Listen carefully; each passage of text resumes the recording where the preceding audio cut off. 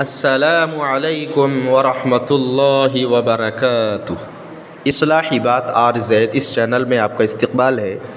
ہم اچھے مسائل آپ کے لیے لے کر آتے ہیں۔ آج مسئلہ بیان کیا جا رہا ہے، قربانی کے دن کتنے ہیں؟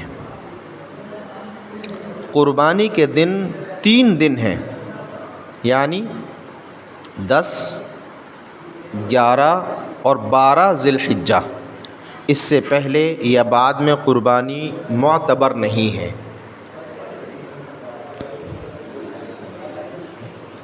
اس کے علاوہ 10 ذی الحجہ کو قربانی کرنا سب سے افضل ہے۔ اس کے بعد 11 اور 12 ذی الحجہ کا درجہ ہے۔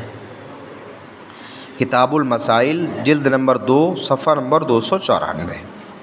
رات میں قربانی کرنا 10ویں 13ویں رات کو جائز نہیں۔ 10ویں 13ویں رات کو جائز نہیں،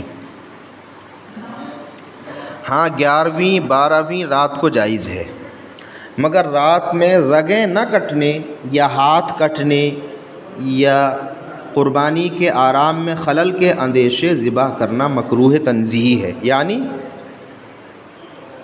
10 تاریخ میں، کیونکہ ہماری تاریخ مغرب میں چاند نظر آتا شروع ہو جاتی ہے، تو 10 تاریخ مغرب میں شروع ہو گئی۔